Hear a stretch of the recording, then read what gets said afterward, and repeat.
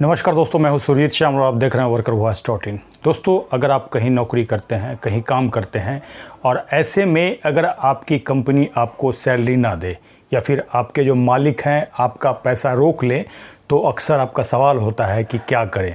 तो इसके लिए हम आपको पूरी जानकारी देंगे, चाहे आप किसी दुकान में काम करते हो, किसी होटल में काम करते हो, रेस्टोरेंट में काम करते हो या फिर किसी कंपनी में कॉन्ट्रैक्ट आदि या फिर रेगुलर कर्मचारी क्यों ना हो। तो इसके बारे में पूरी जानकारी के लिए हमारे इस वीडियो पे अंत तक बने रहें। और अगर आप हमारे चैनल पे नए हैं तो जल्द से इसको सब्सक्राइब कर लें, बेल आइकन को जरूर क्लिक करें ताकि हम इस चैनल पर आप वर्कर से संबंधित जो भी वीडियो अपलोड करें उसका नोटिफिकेशन आपको सबसे पहले प्राप्त हो। आइए दोस्तों, इसको स्टेप बाय स्टेप करके जानते हैं, लेकिन उससे पहले वीडियो को लाइक जरूर कर दें। दोस्तों, हमारे देश में बेरोजगारी बहुत बड़ी समस्या है। ऐसे में अगर किसी कर्मचारी को, किसी युवा को नौकरी मिल जाती है तो उस नौकरी को बचाए रखना काफ़ी मुश्किल होता है। और अगर नौकरी मिल गई और आप कहीं काम कर रहे हैं तो ऐसे में आपको बेरोजगारी का भय दिखा करके आपकी कंपनी के मालिक कहिए या फिर कंपनी का जो प्रबंधन है उसके द्वारा आपका शोषण किया जाता है। चाहे वो शोषण आपको काम के घंटे को लेकर के है, यानी कि 8 घंटे के बदले 12 घंटे काम कराया जाता हो, जिस प्रोफाइल के लिए आपको हायर किया गया है उससे अलग काम करा लिया जाता हो, एक्स्ट्रा वर्क करा लिया जाता हो, इसके अलावा आपको छुट्टी कम दिया जाता हो, और भी बहुत सारे बातें हैं जो कि आपके साथ किया जाता है। उसके बाद भी आप मन लगा कर काम करते हैं तब भी कई बार ऐसा आता है कि आपको सैलरी देर से दिया जाता है और कभी कभी तो आपका सैलरी रोक दिया जाता है। ऐसे में आप विरोध करते हैं तो वो कह देते हैं कि जहां कंप्लेन करना है कर दो, जा करके हमारा कुछ नहीं बिगाड़ पाओगे। ऐसे में सबसे पहले आपके पास सवाल ये आता है कि हमें कहां और कैसे कंप्लेन करना है। तो आज मैं आपको इसी के बारे में बताऊंगा। इसके लिए आपको थोड़ा सा भी मिस नहीं करना है, पूरा कंटिन्यू देखें और अथॉरिटी का पता भी हम बताने की कोशिश करेंगे जहां से आप कंप्लेन करके अपना जो पैसा है, अपना जो मेहनत का सैलरी है वो पा सकते हैं। दोस्तों, आपके सैलरी के बारे में पहले भी हमने 2 वीडियो बनाया है, जिसमें एक वीडियो में हमने ये बताया है कि अगर आपकी कंपनी सैलरी ना दे या फिर डिले करे तो ऐसे में क्या गलती नहीं करनी है। अगर आपने उस वीडियो को नहीं देखा है तो यहाँ पे आई बटन पे क्लिक करके देख सकते हैं। इसके साथ ही मैं नीचे वीडियो के डिस्क्रिप्शन में लिंक कर दे दूंगा। और उसके बाद दूसरा जो वीडियो बना है उसमें हमने ये बताया है कि आप अथॉरिटी के पास कंप्लेन करने से पहले क्या करें। अगर आपने उसको भी नहीं देखा है तो यहाँ पे आई बटन पे क्लिक करके देख सकते हैं। इसके साथ जितना भी वीडियो है सबका लिंक नीचे वीडियो के डिस्क्रिप्शन में दे दूंगा। आपकी सैलरी आपके कंपनी के पास बकाया हो या फिर आपको देने से मना करे तो उसमें केवल आपको 3 स्टेप फॉलो करना है। सबसे पहले आपको जाकर के उनसे बात करना है। हो सकता है बात करने के बाद कई बार वो सैलरी आपको दे देते हैं। इसके बाद हो सकता है वो बात से ना माने तो इसके लिए आपको एक डिमांड नोटिस भेजना है। और तीसरा, उसके बाद भी आपका काम ना हो तो उसके लिए आपको कंप्लेन भेजना है। तो इसके बारे में मैं डिटेल से बताऊंगा, इसलिए आप ध्यान से इसको देखेंगे। दोस्तों, जैसा कि मैंने बताया, पहला स्टेप जो है जाकर के आपके कंपनी मालिक से या फिर कंपनी प्रबंधक से बात करना है। हमेशा जब भी बात करने जाए तो चाहे जितने भी दिन से आपका सैलरी बकाया हो, अपना धैर्य बनाए रखें, कभी भी आप उग्र ना हो। कोशिश करें, पोलाइटली बात करें, अपनी प्रॉब्लम बताएं और अपनी सैलरी की मांग करें। अगर उसके बाद भी आपका सैलरी 3 से 4 दिन के अंदर नहीं आता है और या फिर वो मना कर देते हैं सीधे, जैसा कि कई मामलों में होता है, तो आपको उसके लिए क्या करना है, एक लेटर लिखना है। जैसा कि मैंने बताया था, एक डिमांड नोटिस भेजना है। और चूँकि 2 वीडियो मैंने पहले बनाया है, उसको अगर देख लेंगे तो आपको क्लियर हो जाएगा कि लेटर में क्या लिखना है और उसमें क्या करना है। तो लेटर जो भेजेंगे हमेशा आपको स्पीड पोस्ट या रजिस्टर्ड पोस्ट से भेजना है अपने कंपनी प्रबंधक को। आप अपने उस लेटर में इस बात को मेंशन ज़रूर करेंगे कि कितना पैसा बकाया है और कितने दिन पहले का है, यानी कि कितने महीने पहले का है, कौन से महीने की सैलरी है या फिर जो भी है उसको डिटेल में लिखेंगे। एक कॉपी पास में रखेंगे और साथ ही जो भी रजिस्टर्ड पोस्ट या स्पीड पोस्ट से भेजा है उसका जो स्लिप मिलता है उसको उसमें चिपका के रख लेंगे ताकि आपके पास रिकॉर्ड के लिए रहेगा, क्योंकि आगे इसका आपको काम आएगा। जब भी आप नोटिस भेजेंगे 15 दिन के अंदर अगर आपका पैसा नहीं आया या फिर आपके मालिक ने आपको जवाब नहीं दिया, तब फिर आपको कंप्लेन करना है। और जब कंप्लेन करने जाएंगे तो जो भी अथॉरिटी है वो आपसे ज़रूर पूछेंगे कि आपने कोई डिमांड नोटिस भेजा था या नहीं भेजा था। तो उस समय आप इसका फ़ोटोकॉपी उनको दिखाएंगे, ओरिजिनल अपने पास रखेंगे, ध्यान रहे ये बात। अब इसके बाद आपके सामने सवाल ये आया कि हम कंप्लेन कहाँ करें। तो सबसे पहले आपको ये देखना होगा कि आईडी एक्ट के अंदर, यानी कि इंडस्ट्रियल डिस्प्यूट एक्ट के अंदर, आप वर्कमैन के परिभाषा में आते हैं कि नहीं आते हैं।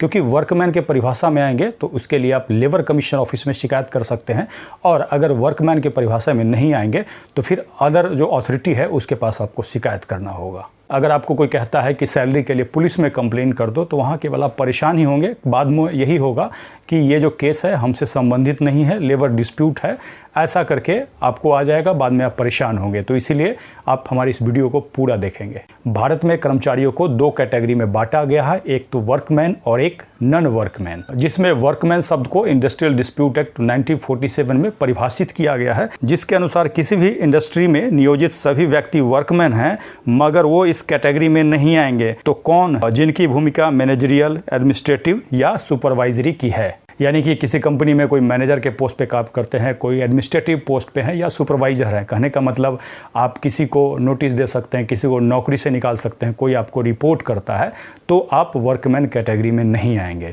भले ही आपके पद के नाम में एग्जीक्यूटिव क्यों ना लगा हो। क्योंकि क्या होता है, कस्टमर केयर एग्जीक्यूटिव नाम दे देते हैं, लेकिन काम जो होता है वर्कमैन का होता है, वो आपको खुद से ध्यान देना होगा। इसमें आपको बता दूं कि एक हवाई जहाज़ का जो पायलट होता है वो भी वर्कमैन के परिभाषा में आता है, भले ही उसकी सैलरी लाख रुपये हो, 2 लाख रुपए क्यों ना हो। तो सैलरी से इस परिभाषा के अंदर कोई फर्क नहीं पड़ता है। अब जैसा कि मैंने बताया कि वर्कमैन के परिभाषा में आप आ गए, तो आपको संबंधित लेबर कमीशन ऑफिस में लिखित शिकायत करना होगा। और अगर आप वर्कमैन के परिभाषा में नहीं आते हैं, मैनेजर वगैरह हैं, तो आप किसी वकील के माध्यम से लीगल नोटिस भेज करके सिविल सूट फाइल कर सकते हैं। अब जैसा कि मैं कर्मचारियों के सैलरी पेंडिंग के बारे में वीडियो बना रहा हूं, तो इसमें हम वर्कमैन कैटेगरी में आगे बढ़ेंगे। जैसे कि किसी वर्कमैन यानी कि कर्मचारी की सैलरी नहीं मिली है, तो ऐसे में शिकायत कौन से लेबर कमिश्नर ऑफिस में करेंगे, क्योंकि लेबर कमिश्नर का 2 तरह का ऑफिस होता है, एक तो स्टेट के अंदर होता है और एक सेंट्रल स्फीयर का होता है। तो अब सबसे पहले हम ये जान लेते हैं कि स्टेट गवर्नमेंट के अंदर कौन कौन से लोग आएंगे। तो आपकी जानकारी के लिए बता दूं कि किसी भी राज्य के अंदर आप किसी होटल में काम करते हैं, किसी रेस्टोरेंट में काम करते हैं, किसी सिनेमा घर में काम करते हैं, या फिर किसी भी वाणिज्यिक संस्थान या फिर राज्य सरकार का कोई विभाग हो गया जिसमें आप कॉन्ट्रैक्ट पे काम करते हैं, आउटसोर्स वर्कर काम करते हैं, डेली वेजर काम करते हैं, या फिर आप रेगुलर ही क्यों ना काम करते हो, लेकिन आना चाहिए किसके? वर्कमैन के कैटेगरी में। तो इसके लिए आपको क्या करना होगा, स्टेट गवर्नमेंट का जो लेबर कमिश्नर है, जिस भी राज्य में आप रहते हैं, तो वहाँ पे आपको शिकायत करना होगा।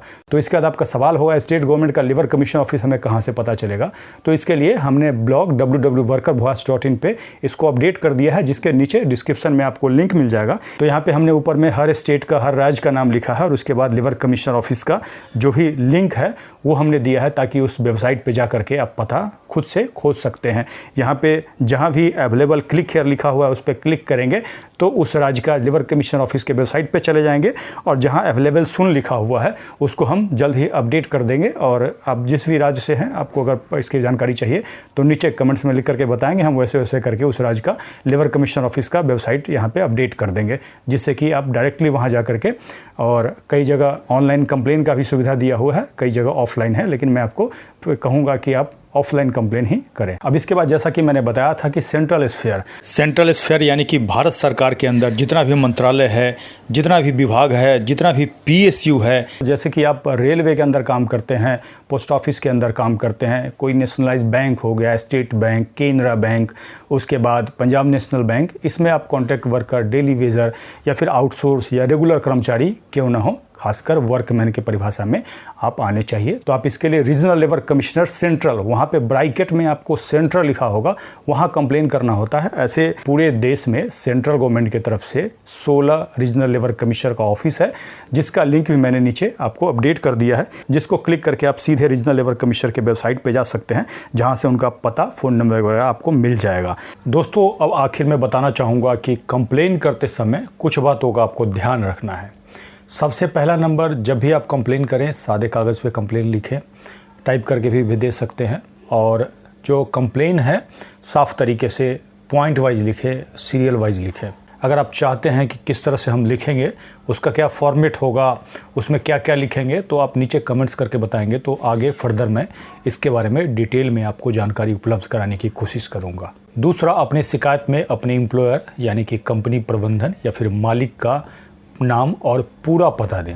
अगर आप कॉन्ट्रैक्ट वर्कर के रूप में काम करते हैं तो मुख्य नियोक्ता को भी पार्टी बनाएं। अपने कंप्लेन में जो आपने डिमांड लेटर भेजा था अपने नियोक्ता को यानी कि कंपनी को, मालिक को, उसका फोटोकॉपी जरूर अटैच करें। इसके साथ ही अपने कंप्लेन में जहां भी आप काम कर रहे थे और जहां आपको पैसा नहीं दिया गया है, तो वहाँ काम करने का कोई प्रूफ अगर आपके पास है, जैसे कि आई कार्ड हो गया या फिर गेट पास हो गया, इसके अलावा आपको कोई अपॉइंटमेंट लेटर दिया गया है, कोई सैलरी स्लिप दिया गया है, और नहीं कुछ हो तो कोई बैंक अकाउंट में जो सैलरी वगैरह आया है उसका भी प्रूफ लगा सकते हैं। इसके अलावा और भी कोई प्रूफ है तो उसको ज़रूर अटैच करें। कंप्लेन करते समय उसका रिसीविंग ज़रूर लेंगे, और रिसीविंग नहीं दिया जाए तो डाक से भेजना पड़ेगा, स्पीड पोस्ट से या रजिस्टर्ड पोस्ट से, उसका भी कॉपी आपको संभाल के रखना होगा। कंप्लेन करते ही आपका जो कंपनी है या फिर जो मालिक है उसको लेबर कमिश्नर क्या करेगा, नोटिस करेगा, फिर आपको भी बुलाएगा, रिकॉर्ड वगैरह चेक करने के बाद उसके ऊपर कार्रवाई की जाएगी, जो भी एक्ट के तहत प्रावधान है। इसके बारे में इससे जुड़ा कोई भी सवाल हो नीचे कमेंट्स में लिख करके पूछ सकते हैं।